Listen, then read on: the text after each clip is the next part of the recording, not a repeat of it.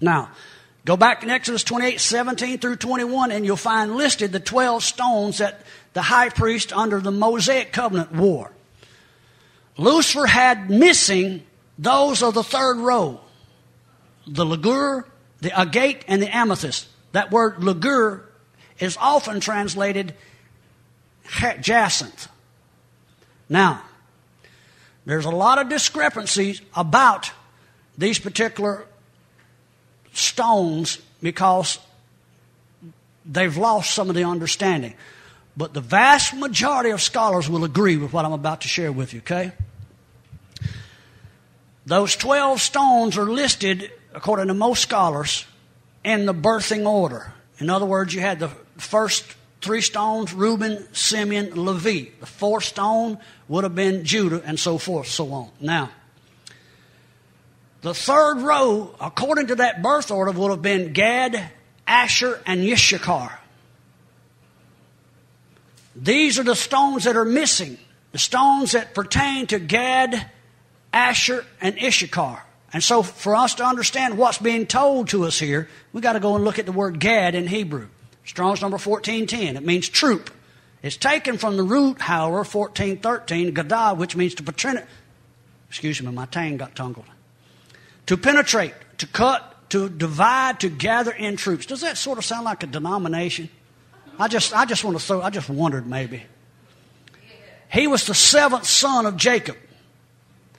He served the house of Gad, the Gadats, served as the musical leaders in the tabernacle.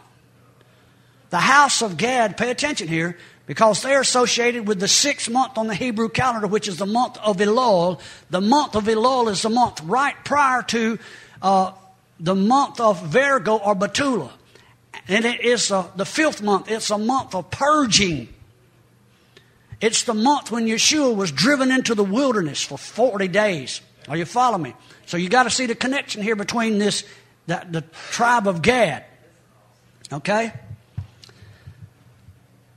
You have, the next one is Asher.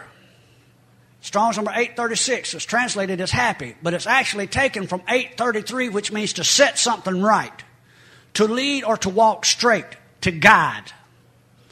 Asher was the 8th son, and he's associated with the 11th month, Aquarius, also known as the water bearer. Who's the water bearer? The Messiah. The water bearer is the one that would lead the disciples, the man with the pot on his shoulders. Yeshua said, go look for a man who was bearing a pot of water. He was the water bearer. He was showing you a picture in the stellar heavens. He would do what? He will lead you to the Passover. The house of Pisces follows the water bearer, which is the house of Israel. Pisces pictures the house of Israel. The Passover was under the sign of Aries, the lamb. And so you had a picture of the water bearer who would lead the people to the lamb. And so now you see missing from the breastplate of Hasatan is this stone connected to the water bearer. Are you with me? Finally, you had the tribe of Issachar. Strong's number 3485. That word literally means there's a recompense and a reward. Sort of fits in with Urim and Thummim, don't it? Lights and perfection, lights and judgment. In other words, Issachar means that when he comes, somebody's being rewarded. Now, reward kind of is we've misapplied it in some areas because if you're rebellious, you're also going to get rewarded according to your rebellion. You understand what I'm saying? And if you're obedient, you'll be rewarded in kind. So this tribe of Issachar is going to bring a reward, a recompense. Now, I like the word recompense because that means you're going to get paid what you're owed. Hello. For the wages of sin are just casual and flippant. There's no consequences. He loves you, and everything's going to be fine. He paid the price for you. Honey, he paid the price for you in order that sin could be judged. You understand? Now, Issachar was also the tribe that surrounded David and had a specific gift. They were the ones that had an understanding of the times. You know what times is? It's the divine appointments. Had an understanding of the times so that the people of Israel would know what to do. In other words, if you understand the times of Yahweh, the divine calendar of Yahweh, you'll know what the people should do when it's necessary to give some directions. Well, Issachar had that. Well, guess what? Hasatan didn't have this stone in his breastplate. That's why Daniel chapter 7, I believe verse 25 tells us that in the last days that the Antichrist will try and wear out the saints and seek to divide the times. Hello? That's exactly what it's talking about. Now, it's associated with the month of Taurus. Taurus was the month of the bull. And it was said that the bull pushed and prodded. I want you to pay attention because there's a message here.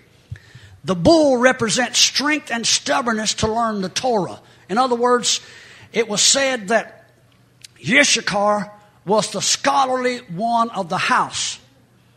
And he was stubborn regarding the Torah. He strove to learn the Torah. Now think about it. This is absent from the breastplate of Hasatan. The bull represents strength and stubbornness to learn the Torah, while at the same time revealing both the water-bearer Messiah and his virgin bride, Betula Elul. Wow. These are missing from the breastplate of Hasatan. Now, this may not seem like much to you, but if we have looked at this correctly, and I believe we have, this high priest's garment, this breastplate, and the message that was emblazoned across the breastplate, whenever the Urim and Thummim would be enlightened by the presence of Yahweh, gave us insight in that day regarding how Yahweh would judge his people. He judges in righteousness. But in that same righteousness, he also makes war. And it's that word of Yahweh that is going to divide the nations, judge the nation, divide houses, judge the houses. It's that Urim and Thummim, the Aleph and Tav, the lights in perfection that are being restored to the tabernacle. In the restoration of the Urim and Thummim, Acts tells us, I believe it's in Acts chapter 3, where it says that Yeshua is being held in the heavens, waiting until the restoration of all things. You're going to see the Ark of the Covenant restored to the house. You will see the perpetual fire. You'll see the Urim and Thummim. You'll see the Shekinah presence of Yahweh. You'll see the Ruach HaKodesh. You'll see the living manna. You'll see the staff of the high priest restored. Are we talking about these physical vessels? I believe they will, but the most important thing is that Yeshua was a literal physical manifestation of every one of these summed up in one. I hope you've enjoyed this teaching. Thank you for listening. Shalom Aleichem.